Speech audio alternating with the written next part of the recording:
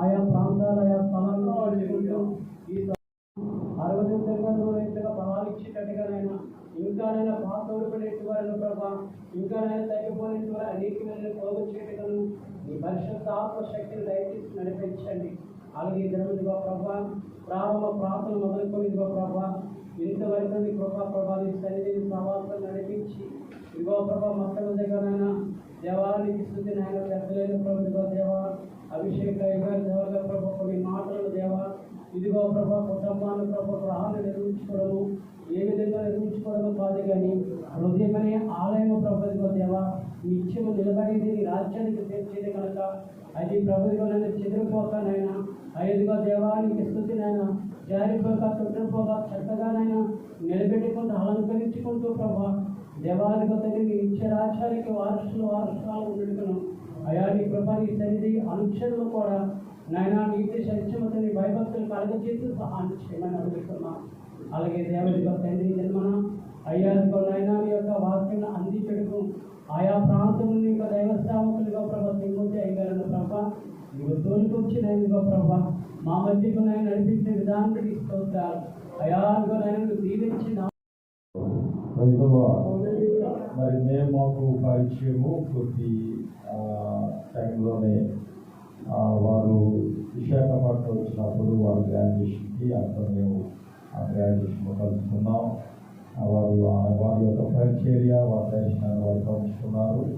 అయితే మా సంఘంలో అనగా ఈ ప్రాంతంలోకి వచ్చి మరి దేవుని పరిచర్య తీర్చాలని కోరినప్పుడు ఎంతో ప్రయాసమైనప్పుడు కూడా వారు ఈ ఉదయకాలంలో వారి ప్రాంతం రావడం జరిగింది.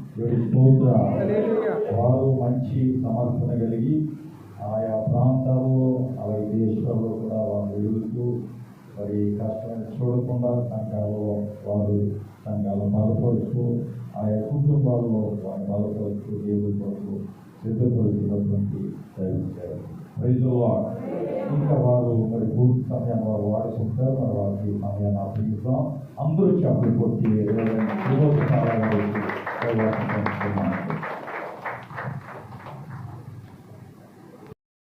ఆ తొట్టి తిరిగి మనకు ఇంకోతే నేనున్నా దాన్ని గమనం చేసుకున్నాను.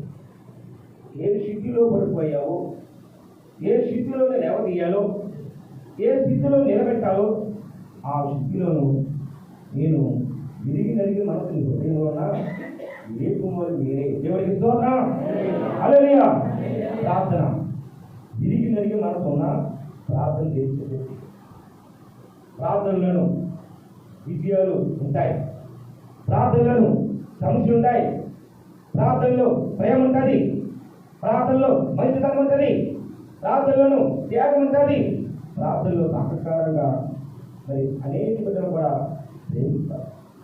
మరి అలాగే కావాలి కొట్టు ప్రేమ చూపి పొందికిని దేవుడికి ఒక భయభక్తిగా ఉండేవాడు ఒక పక్కపల్లి. ఈ రోజుల్లో మనం ఎలా ఉంటున్నాం? ఏమంతో చదవాలి దేవుని చిత్తం చేయటం ఎలాగా, దేవుని ఇష్టమై ఉంది అని దేవుని చిత్తం ఎలాగా చూడమైంది. యోహాను సువార్త 8:21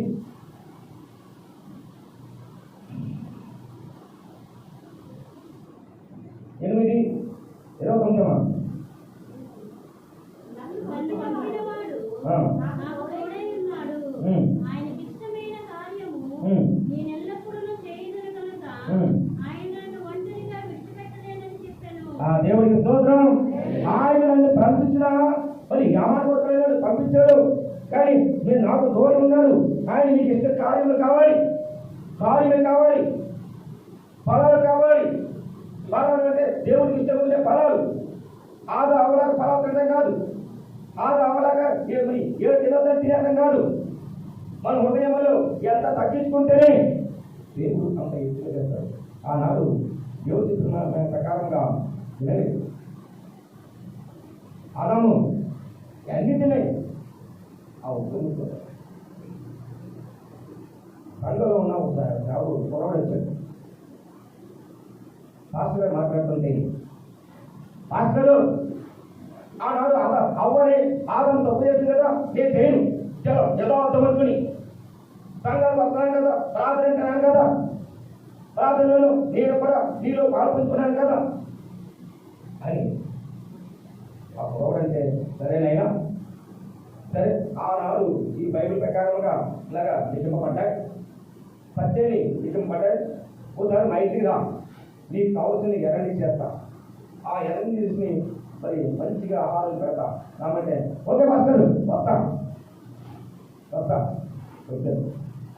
ఇలాగా మరి ఆయన ఫోన్ తిని ఇలా మాట్లాడుకుంటున్నాను. అక్కడ అన్ని టేబుల్ మీద భద్రతమైంది.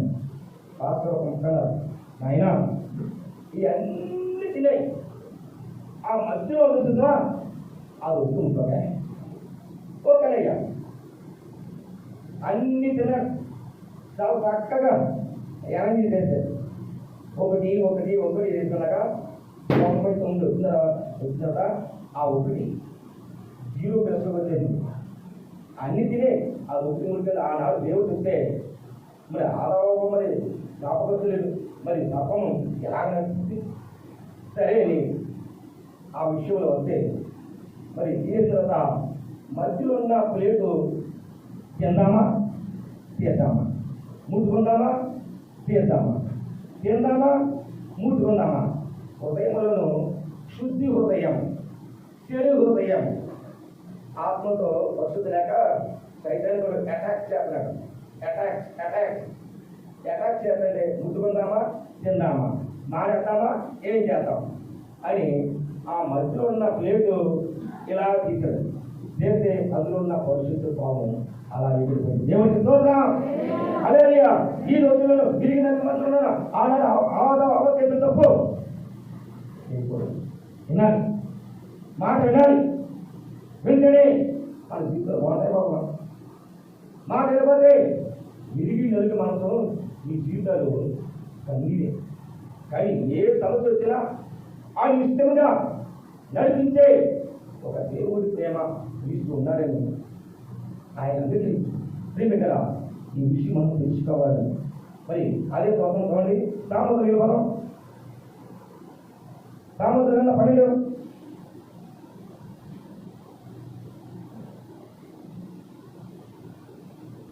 క్రీస్తును మనం ఎలా ప్రేమిస్తున్నాము, ఎలా నడుస్తున్నాము, ఏ రకంగా ఉంటున్నాము, పాపములో ఉంటున్నామా లేక పరిశుద్ధులో ఉంటున్నామా, పరిశుద్ధులో ఉంటున్నామా లేక ఆయన మాటలని లోబడిన నిత్యజీవులు ఇచ్చినట్లుగా ఆయన మాట వినాలని మన హృదయంలో ఉన్న అంతరాత్మ.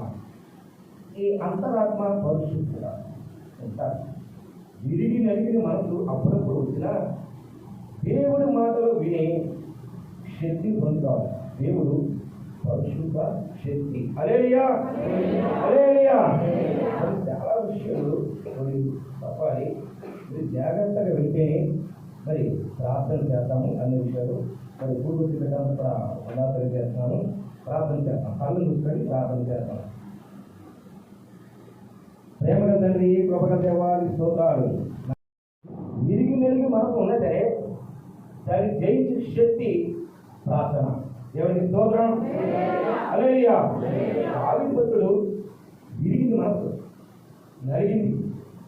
కారణం ఒక పాపం వల్ల, కారణం ఒక స్త్రీ వల్ల, కారణం చూడొచ్చు అంటే చూసి నీ విధానం బట్టి. ఈ రోజుల్లో మనం ఎలా ఉంటున్నాం? దేవునికి ఇష్టములుగా ఉండాలట. మొదటి మాట నేను చెప్తాను, దేవునికి ఇష్టములుగా ఉంటేనే విరిగి నలిగి మనసంట ఆ ఇష్టలుగా ఉంటామంట. దేవునికి స్తోత్రం. హల్లెలూయా.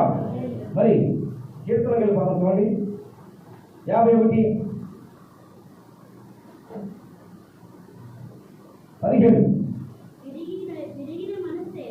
విరిగిన మనసు దేవుని ఇష్టమైన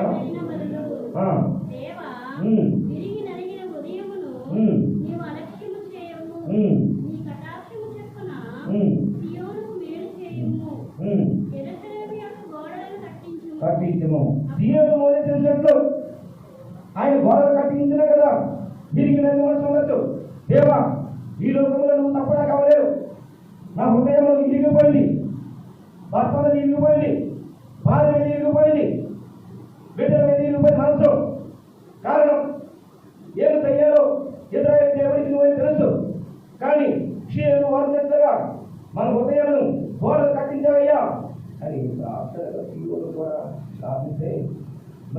పరిస్థితులు కూడా మరి జయించే శక్తి కూడా ఉంది.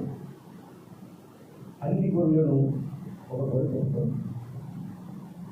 తప్పుకోతే ఎలా రక్షించాలి, నా మాట ఏమైపోతుంది పర్లేదు.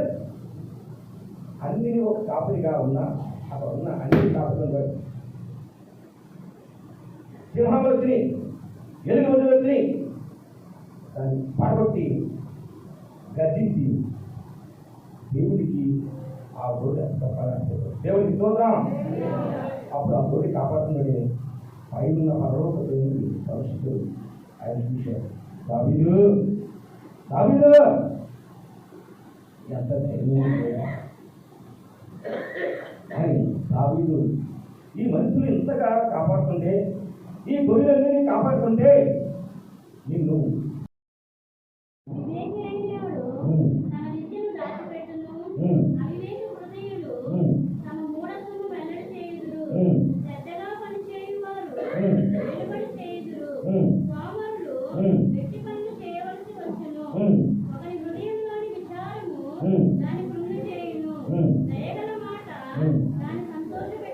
దేవునికి స్తోత్రం.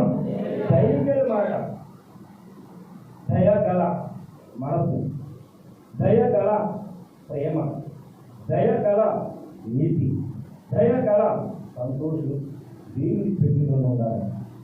అందం చూసి మోసపోతాడు. ఈ సామెతలో మాట ఒక పెద్ద వచ్చి 70 సంవత్సరాలు వచ్చినా సరే అసలు పొల్లే ఊరలేదంట. అప్పుడు మరి ఈయన చెప్పుకుంటే నీకు 70 సంవత్సరాలు వచ్చింది, అసలు పొల్లు ఊరలేదు, ఏమిటి ఇంత మరి ఎంత కట్టకుండా ఏమి తింటారా ఏమిటి అని అందరూ ఊరందంటే దానికి ముచ్చిపోయి ఆహా ఎంత పొగడేస్తున్నారు అనుకునేది. ఒక యువత స్త్రీ పొడిగానే చెప్తా జడ వేసుకుని దిక్కు దిక్కు తెచ్చుకుంది. దాన్ని చూసి పామ కాగేస్తుందంట. పామ అని వెళ్ళిపోతుంటే మనవరాలా ఇలా ఏంటి మనవరాలా ఎంత పొడి చెప్తుంది ఏమిటి మా మనవరంటే నీకు మంచి వాళ్ళంత కలిగని లేదు, ఏంటి మనవరాలా అంటే ఆ జగూసి అందరూ చాలా వెళ్తున్నారంట. ఊళ్ళు అదే చూపు అదే తీర్పు అలా చూసారంట. మనవరాని ఎంత బాగా చెక్కాలి చూస్తుంటే శోభం పోయింది. దేవుడికి స్తోత్రం. బాగుంది పోయింది. మనవరాలా ఏమిటి ఇది అడ్డమికి కావాలమా? అప్పుడు మనవరాలు చేసింది బాగానే నోరు మూసేసిందమ్మా. నోరు మూసేస్తే ఒళ్ళు ఊడిపోయాక ఒళ్ళు ఊడిపోయాక అప్పుడు ఒళ్ళు ఊడిపోతే బాగా ఏంటి నువ్వు కూడా అడ్డమిచ్చికేనా పొరుగు పోతుంది ఎవరు తప్పగా. అప్పుడు ఇద్దరే బామ మనవరాలు ఉంది. అందం మోసగాడు సౌందర్యం చూడండి. సామర్థ్యం పదం చూడండి. 31 పదం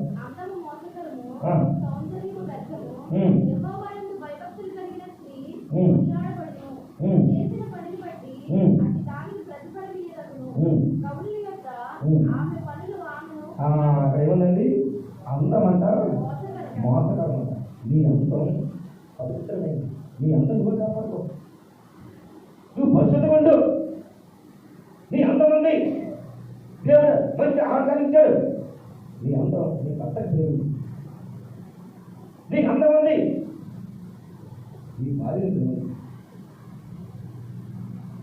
భారత్ మోహం చూసుకోవచ్చు. అలాగే చెడు కొడుతుంది. చెడు కొడలే అప్పుడు ఏమైపోతుంది?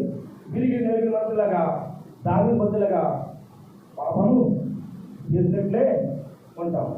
మహారాజు చేసిన దేవుడు ఆ మహారాజు చేసినప్పుడు వీళ్ళు ఉన్న వ్యక్తిత్వం చాలా జాగ్రత్తగా.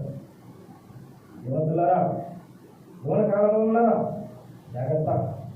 మన అందం చాలా పవిత్రమైంది. నీ అందం అలంకారం కాదు.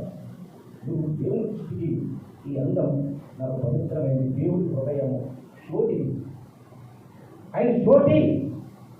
ఆయన ఏమన్నాడు? నీ హృదయం కావాలి పరిశుభ్రుడు. ఆయన దొబ్బరిస్తున్న ఆత్మలు అనవసరం మానవులు రక్షించడానికి ఈ లోకంలో ప్రతి ఒక్కరు నశించిన ఆత్మలు దీనికి నలిగిన మాత్రంలో ఇరిగిపోయారు. ఏం చేయాలి? దేవుడు ఆజ్ఞాపించాడు.